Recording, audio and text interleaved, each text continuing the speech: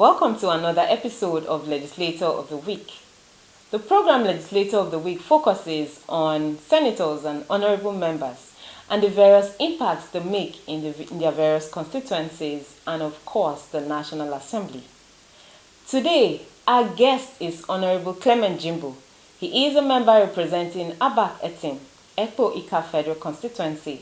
He is a certified quantity surveyor and the Vice Chairman, National Planning and Economic Development. Do sit back and enjoy the program. My name is Ene Ojanuba.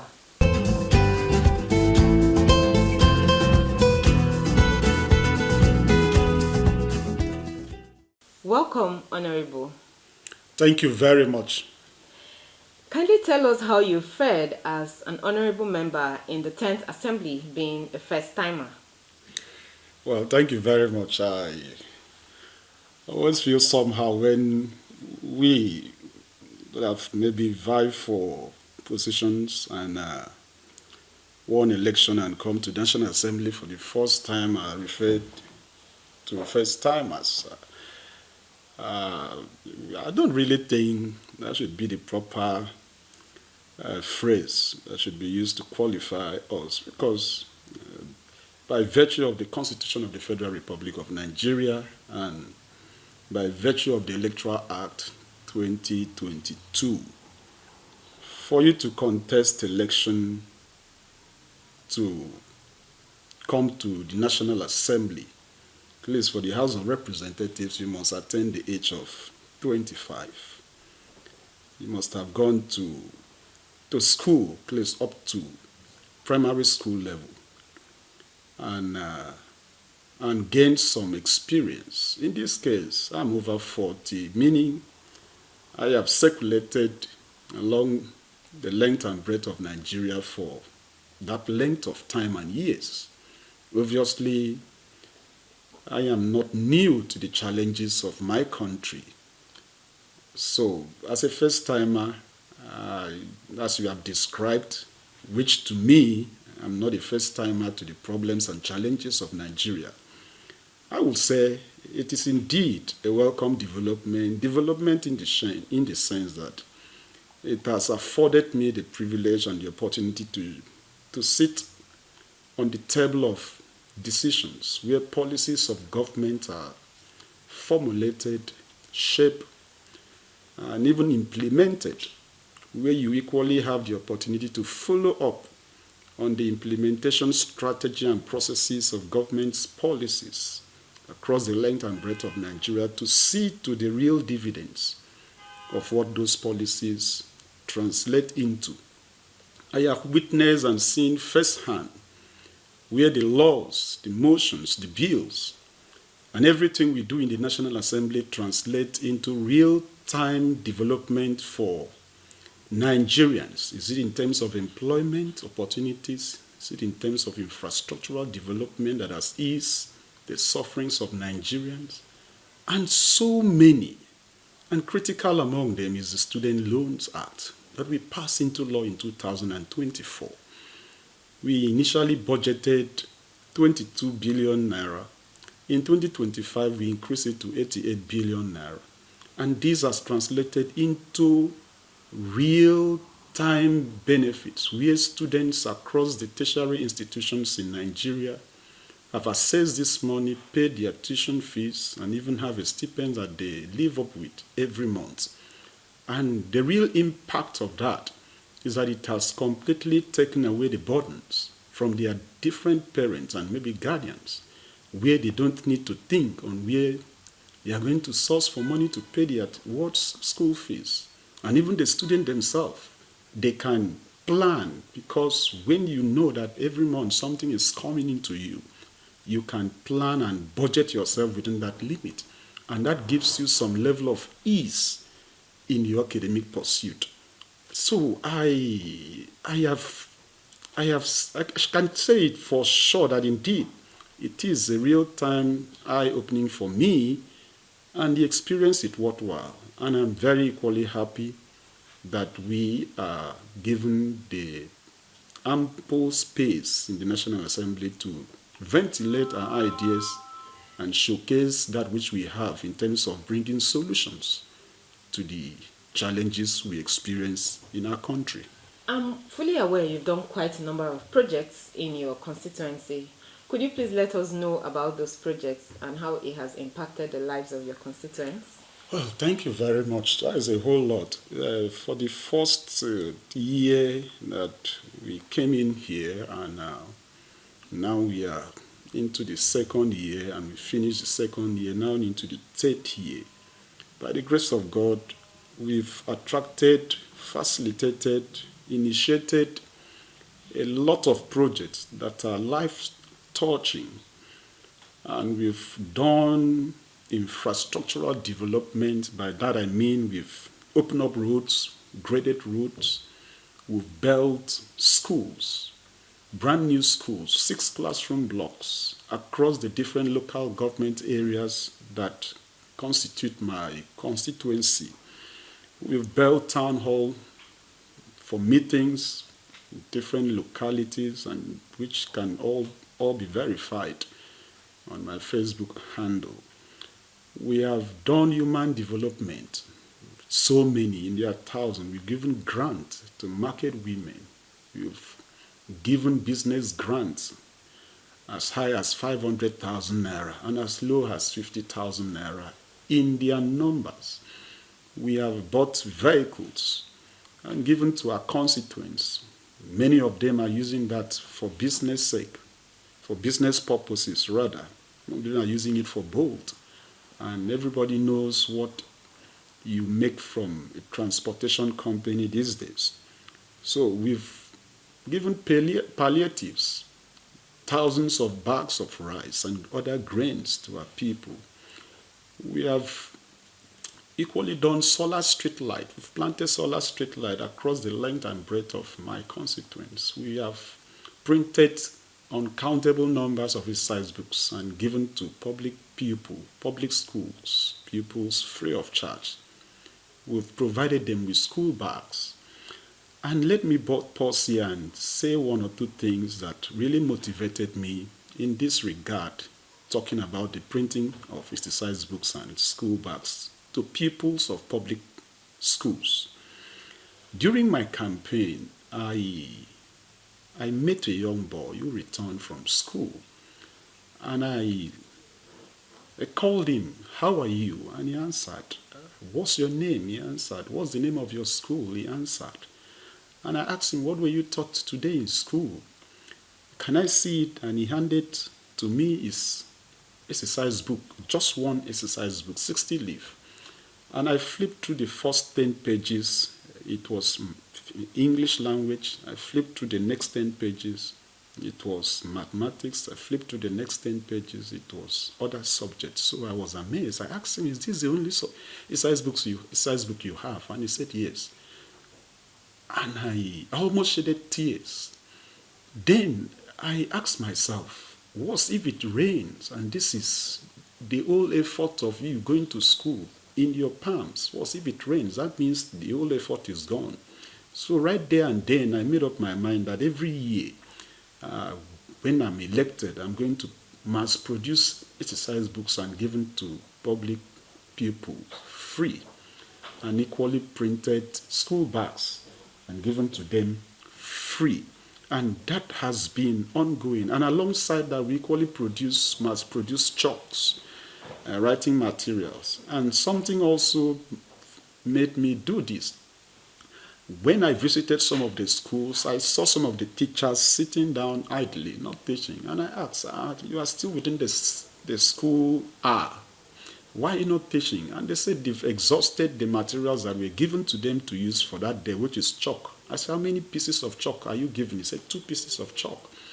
And even though the teachers still desire to teach, but the tools of which they should use is not available. So we equally must produce cartons of chalks and giving it to public schools free of charge in order for them to have what to use to impact knowledge to our people. So we've done quite a lot. We've constructed solar-powered boreholes across the 3 different local government areas in my constituency where they do not need to use any external source of power to generate or to pump the water. As long as there is sunlight, you can be sure that there is water in those tanks. And the people are quite happy. And we've equally done ICT trainings to a number of our youth. And we've backed it up with laptops, brand new laptops. We've done bursary to our students, and we've done quite a lot. Soul plastering, we've done that with grant. And we've also facilitated, by the grace of God, at least pensionable jobs to 12 of our constituents. Many of them are working right now in Abuja, and many of them in the paramilitary, and many of them in the military. So those are the things that we have done within the last 2 years. Then we talked about the core legislative action that we've done in the National Assembly. Is it in terms of bills, in terms of motions, in terms of petitions, and all that?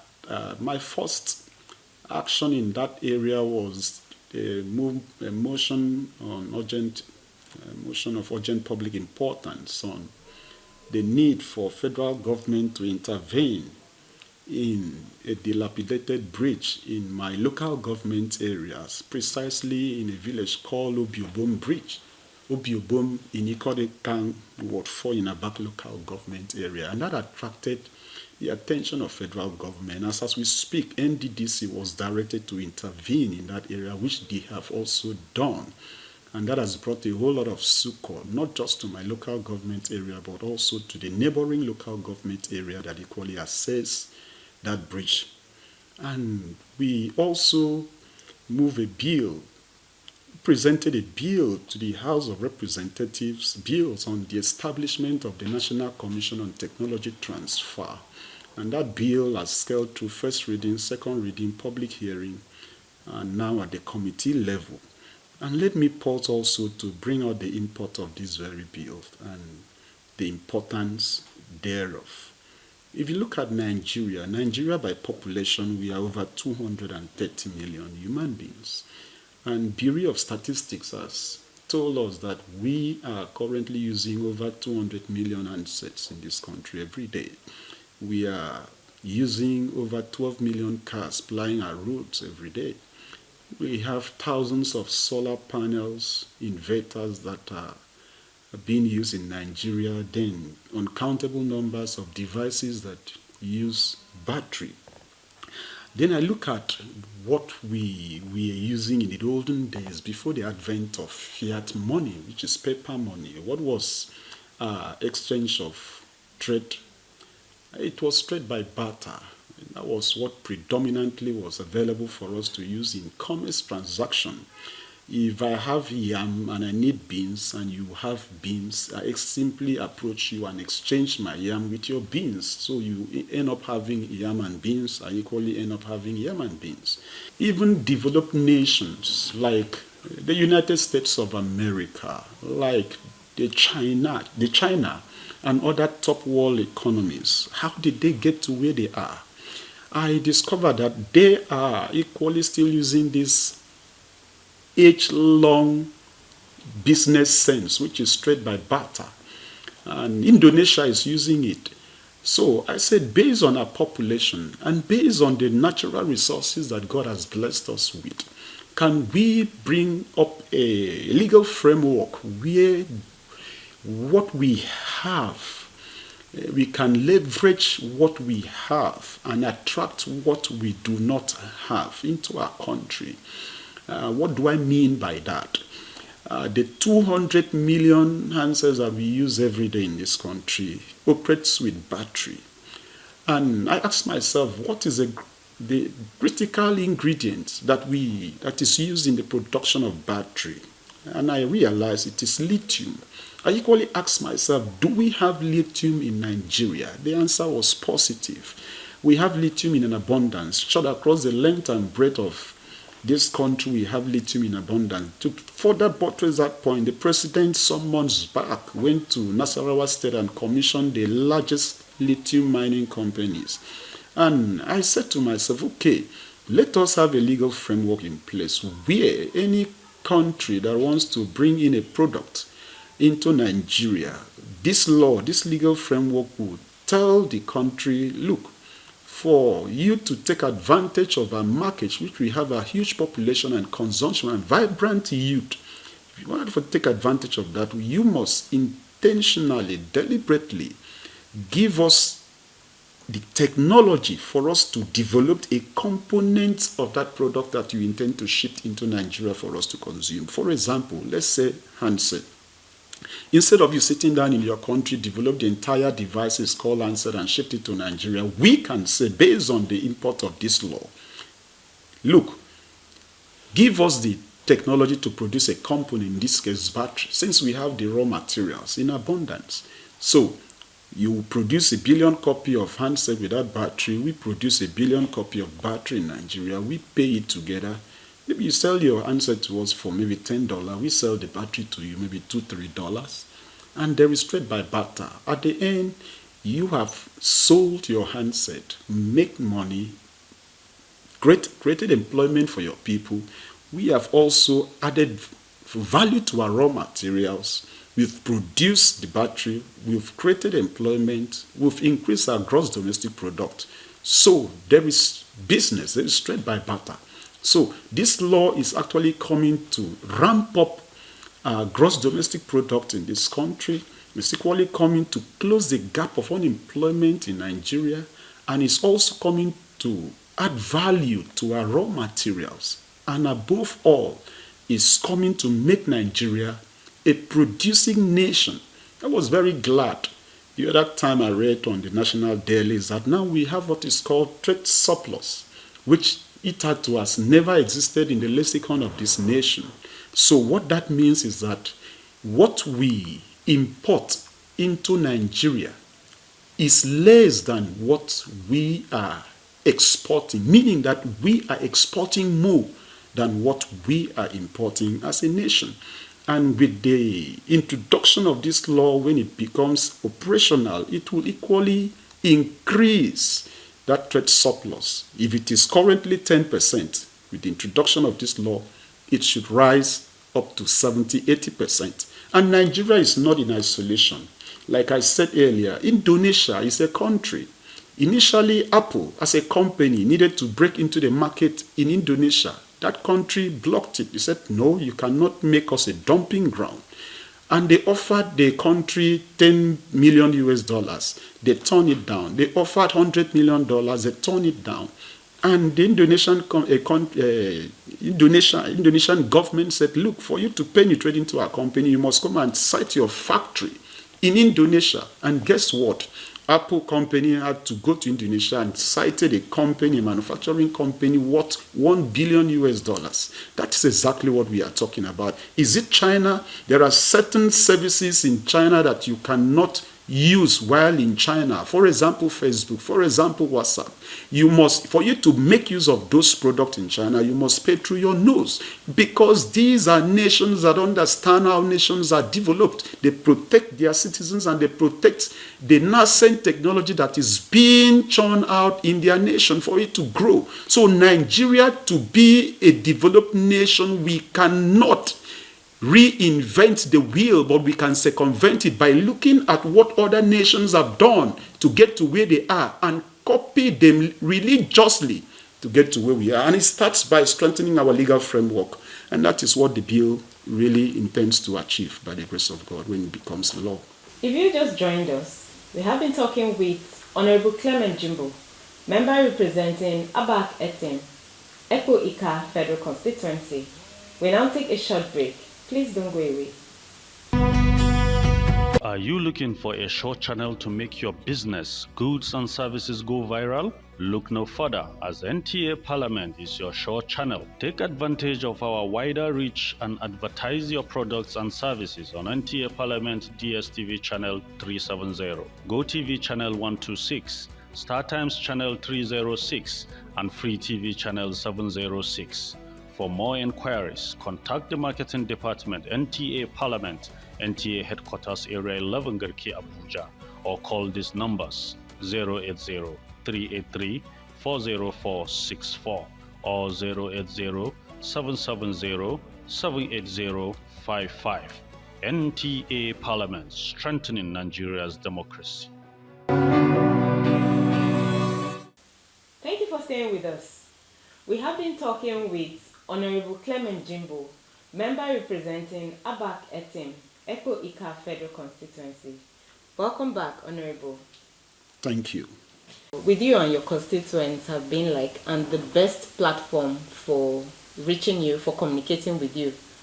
I believe a lot of them could have certain things they would want to talk to you about, maybe certain projects they would want you to come and do in your constituency. Kindly tell us what the best platform of reaching you is and what your relationship with them has been so far. Okay, thank you very much. By the grace of God, I should pretend and I represent a constituency and constituents that are very, very intelligent, very, very learned, and very, very exposed. And they leverage on the trend of what is predominantly available in our society, in our climate, to see to it that they benefit from such. And one of such is the social media. I recall what Dr. Miles Monroe of blessed memory said at some point in his book. And he said, we are a generation of sight and sound. Okay. What that means is that what somebody says and what somebody hears stick for virtually a very long time. And that makes a whole lot of sense if you have a child in maybe nursery school or primary school. What they used to teach, apart from the text written on the board, they equally show them the object. This is a cat, and maybe there is an object by the side that depicts a cat. So the child does not only see the character cat, but he also sees the image cat. And in our society, in our generation, what we do in my constituencies is completely mirrored out and accepted by my constituents, that via the instrumentality of social media, Facebook to be very precise. What I do is that whenever there is a project I conceptualize, I inform them. That is why they feast on my page, because I handle my page. I don't relinquish that responsibility to any of my aides. Whatever I post on my Facebook page, you can be sure that it is from me, and I own it, and I take 100% responsibility. So because of that, they trust what they read from my page, the social media. So whenever there is a project that is about to be given or facilitated by me to my constituents, I inform them for them to prepare. And for example, the infrastructural projects, the schools, the solar street light, the boreholes, we set up a project monitoring committee across the 3 local government areas. So as the federal government awards the project to the company that has bidded for the job or qualified, they reach out to me to give a contact person that will liaise with the contractor on ground to maybe take them to site and give the contractor the needed support. So the contractor is not meeting an individual, he's meeting a team, and this team cuts across the entire wards in that local government area. So from there, they take the contractor to a site, they support the contractor by making sure the needs of the contractor vis-a-vis the contract is made in terms of supplies of maybe granite, sand, cement, nails, and all that. They are the one. So my constituents reach me on Facebook, reach me on WhatsApp, reach me on, I think those are the 2 major platforms that I use. I'm not very active on Twitter. Of course, it's called X now. So and one thing about me is that I pick my calls. None of my aides I have delegated to maybe answer calls. I pick my calls and I respond to text messages on WhatsApp, even on Messenger. Sometimes, even though sometimes it's always overwhelming. If you look at the millions and the thousands of text messages that you need to respond, you can't simply satisfy everybody. But at least a sizable number of them can attest to the fact that I respond to messages and I pick my calls. So those are the medium, or should I say media now, because the plural. of medium is media that they can use to reach me. Yes. On the 13th of June 2025, the 10th National Assembly clocked 2 years since its inauguration. I believe you came in with goals and objectives. How far you have achieved those goals? We all set goals for ourselves, and I believe you also set goals. How well have you achieved those goals and objectives since you came in? Since it's about 2 years now. Yeah, thank you very much. Of course, everybody sets goals. But the question is, what goal are you setting? And on what premise are your goals based? Is it measurable? There is an acronym using measuring. Is it to set goals? It's called SMART, SMART. Is it specific? Is it measurable? Is it A at this point? R, is it T? T has to be with time bound. I've forgotten the entire name, but you can check. Yes, we all set goals, no doubt. And throughout my electioneering campaign, what I promised my people were encapsulated in 3 phrases. One is effective representation. The second is responsible leadership. And third is shared prosperity. And so far, within 2 years, 730 days in the Alo Chamber, House of Representatives, I can confidently say that we have lived out these 3 phrases, these 3 promises. You see, the effective representation, we've given them the best representation that anybody that has occupied this position in my federal constituency has given. We've surpassed. And let me equally pause to say this. In all the over 2,000 bills we have presented to the National Assembly in the House of Reps in the last 2 years, I think 150 something bills have been passed in the House. And I'm happy to tell you that one of those bills that has been passed in the House is my bill. What is that bill? Bill for the establishment of Federal College of Technology, Medical Lab Science Technology in a back local government area. It's scaled through first reading, second reading, public hearing, third reading, and passed in the House. And that is a feat that it is not very common in a first timer, so to say. So that is one. When it comes to responsible leadership, I was just sharing with my aides that in the last 2 years we've been here, we've given the best form of leadership expected from a representatives like me and a federal lawmaker, in the sense that nobody has scandalized us in any form. We've never been found wanting in that area. We've maintained a very matured and cordial relationship with the leadership of the House, the Speaker, the Deputy Speaker, and the principal officers of the House, even amongst my colleagues. Is it in terms of media appearances? Anytime we have opportunity to appear on any national television, we've given responses to questions asked in such a manner that even the president will give his nod and say, yes, indeed, he's proud of the responses that we give. So that is responsible leadership. Then in terms of shared prosperity, also, every project that the federal government has deemed it necessary for it to be cited in my constituency, in my local government area, we've equally made sure that it cuts across. And it will interest you to know that if I'm doing an empowerment, I sit down to select all the beneficiaries.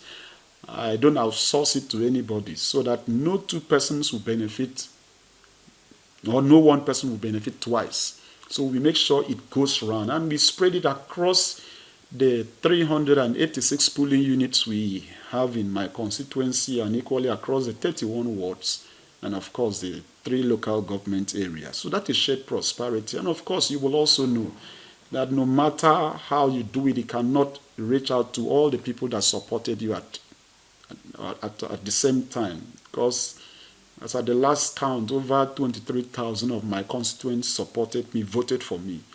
And so far, the interventions we've done, I cannot say we've even touched 10% of that number. But of course, it's a gradual thing. Before we finish our first year, or first term rather, and we go into the second term, we should be able to touch more lives and impact more lives. So, in terms of the goals that we set at the beginning of the legislative year, and within 2 years, my assessment, I will say clearly that we have touched in all the aspects of the goal, though not in 100%, because we are still have some years to cover. Like in this year, 2025, we are planning to construct more schools, 10 to say the least, 10 brand new schools will be constructed and given to the community across the 3 local government areas. We are going to empower constituents with farming equipment, farming tools.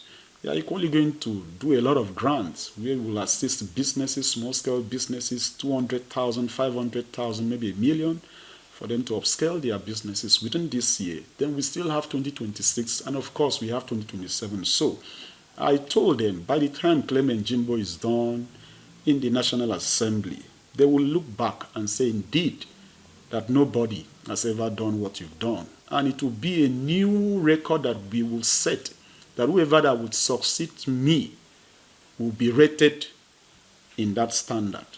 I know you've got some bills and motions to your credit. Kindly throw more light on those bills and motions. Yes, the first bill is, like I said, bill for the establishment of the National Commission on Technology Transfer. The second bill was the bill for the establishment of the Federal College of Medical Science Laboratory, which it has scaled through first, second, third reading and passed in the House. Then the third bill has to do with pension. We call the attention of federal government to see to the plight of pensioners in Nigeria, and that was referred to the committee. Then we talked about motions on the need to revamp infrastructural decay, not just in my local government, but across the federal constituency. We also called the attention of federal government as a matter of urgent public importance to go into what I called mechanized farming. I looked at Nigeria. Nigeria is known by six geopolitical zones.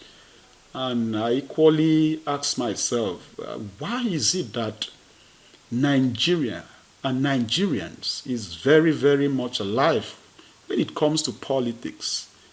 I mean, even national televisions in Nigeria, they've carved prime times in 24 hours to showcase politics across different media platforms.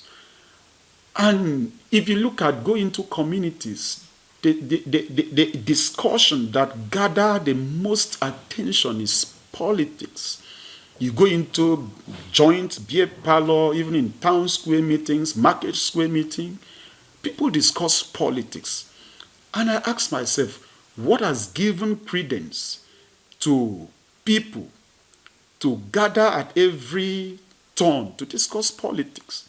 Then I discovered that it is so because we had so named our nation 6 geopolitical zone. And I'm a Christian. So the Bible in Genesis says, whatever Adam named them, so was their name. And a name is not just a name, it goes beyond the name into your functions and your characteristics. That is why an average Nigerian wants to venture into politics, because he believes that that is where he can easily make it. So I said, okay, can we disfocus a little bit on politics and political activity and equally name the 6, so to say, geopolitical zones, 6 geo-agricultural zones, so that now that we are going to name it agricultural zones, we can equally channel a lot of our youth attention into agriculture.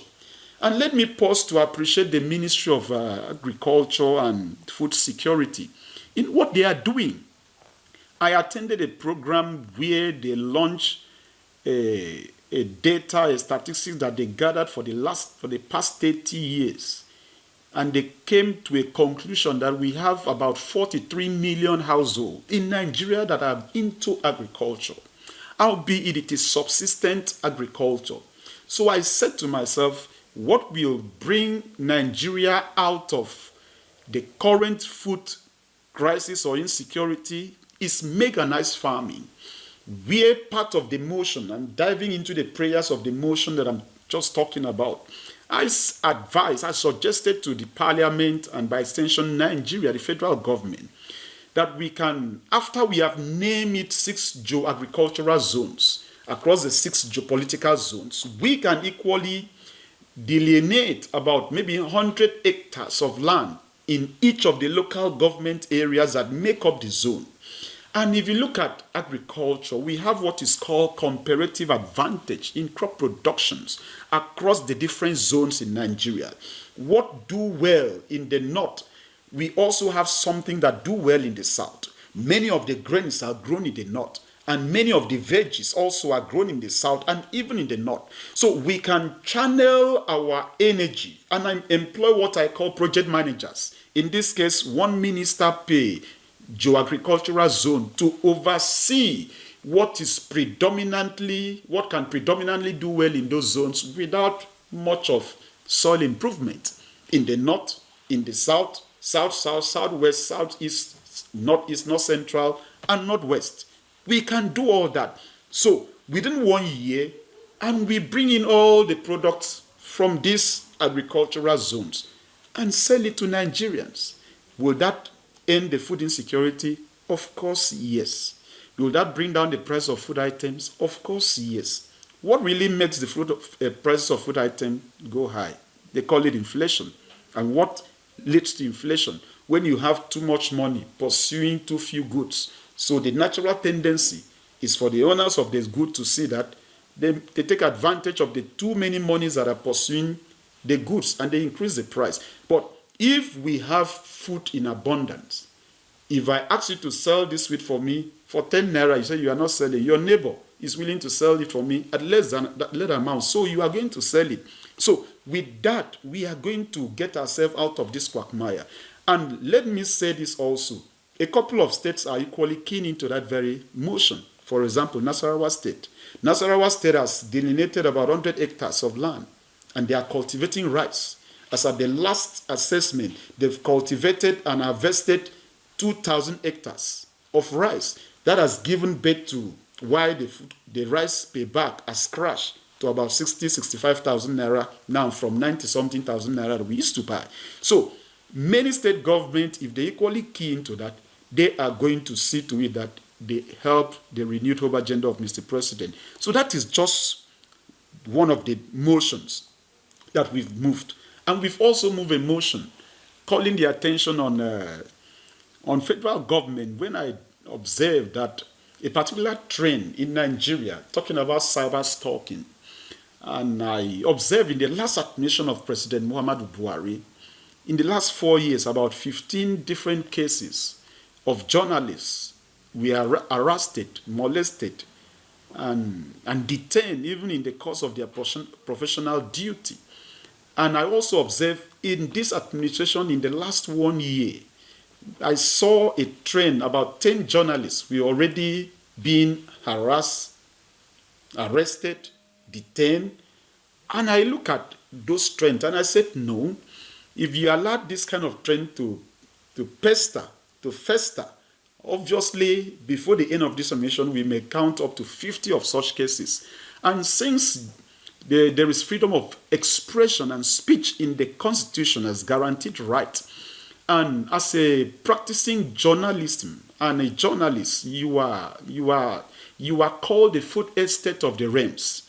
You hold the conscience of the society. You help to propagate the good intentions of government. So whatever picture federal government portrays in that light can stifle the way you even churn out the news that many Nigerians lived on. So I said, no, So I came by way of a motion. I called the attention of federal government vis-a-vis the architectural apparatus that, look, this is the trend you are going, and it should not go that way. And what they were using as a reason to harass and detain and even arrest some of these journalists were based on Cyber Stalking Act 2015, which we had long amended that act to really specify what cyber stalking mean, and we call the attention to it. And if you also observe, I think the trend is going down. In the last 1 year, I've not heard of that. So that is one of the motions too that we move. Which other one? There are so many. If you had told me, maybe I would have come well prepared and a list that would have gone through. But that is some of the motions that we've moved. Then in terms of petitions, let me not go into there are so many petitions that have called the attention of federal government to reinstate a lot of our constituents who were wrongfully dismissed from work, who were maybe somehow detained unjustifiably. And we've called attention, and most of those things have received the attention they needed. They've been reinstated. Many of them have been released from detention and have given their due shares. So how well have you used your quantity surveying profession in politics? Thank you very much. When I won election, I came to Abuja. Even though I've been to Abuja quite a number of times, I've actually worked here before that time. And we were given orientation to all the members elect. And in that orientation, in the International Conference Center, one of the resource persons that came to teach us was the then DG of budget. And he taught us budget is an estimate. Budget is not cast on stones, and all what contains and affects budget. And I remember I did ask a question. And what was the question? I asked the question and I said, "Sir, you said budget is an estimate." He said, "Yes." And I know in my quantity surveying practice and even the lectures I attended while in school, that before you arrived at an estimate, there are several factors that you take into consideration before you can say to some level of certainty, the price of this phone is 1 naira. The estimated price of this phone is 2 naira. So I asked him, "Sir, I equally know that there is a department in the universities and polytechnics in Nigeria that are saddled with the responsibility of training students in the science and art of arriving at approximate estimate. Are these professionals incorporated in the estimating process of budget?" I was amazed on the answer he gave to me. He obviously said no. And that opened my eyes to why we have so many abandoned projects in Nigeria. So because of that, I was also curious. I went into previous budget. I saw underestimated items in the budget. I equally saw overestimated items in the budget. A 15.3 kilometers of road was allowed a paltry sum of 5 million naira.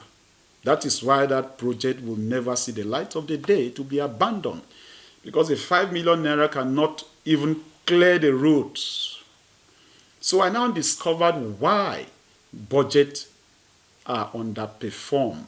Sometimes we have 30% budget performance, less than 30% budget performance. I think the best we have attained is about 60% budget performance. Why is it so? Because those that have been trained in the science and art of determining the approximate estimate that will lead to what I call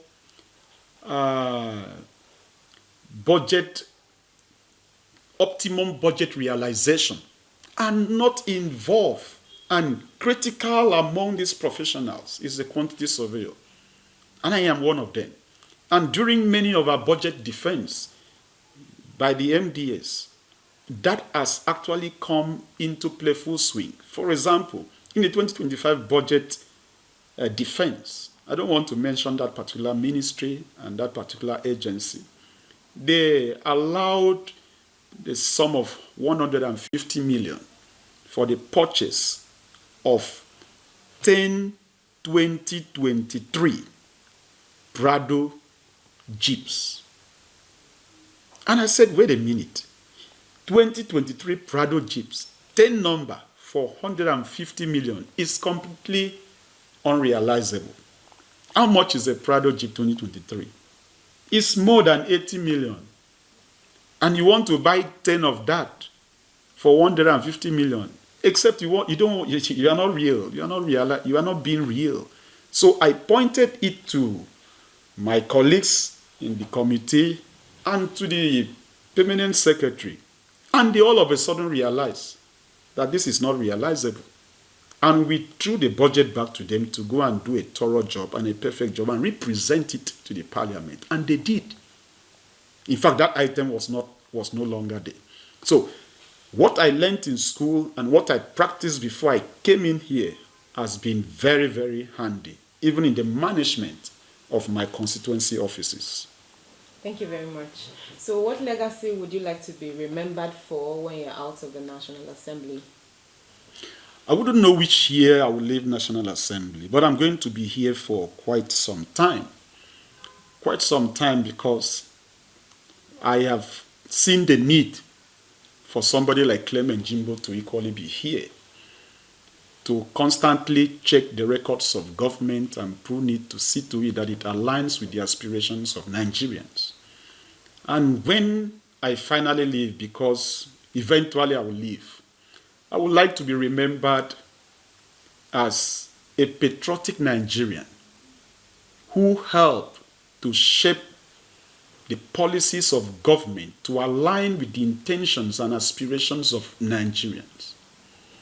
The legacy I would like to leave here is a man whose tenure in the National Assembly helped to realign Nigeria's intention and Nigerians' intention with government intention. In other words, in terms of budget preparation, that every budget items in the budget synchronizes with the aspirations of Nigerians. That is one of those legacies I would love to leave when eventually I decide to take my holidays from National Assembly. Thank you very much for your time, Honorable Clement Jimbo, member representing Abak Etim, Ekpo Ika Federal Constituency in Akwa Ibom State. And that is where we draw the curtain on this episode of Legislator of the Week. Join us some other time for more episodes. My name is Ene Ojonuba. Bye for now.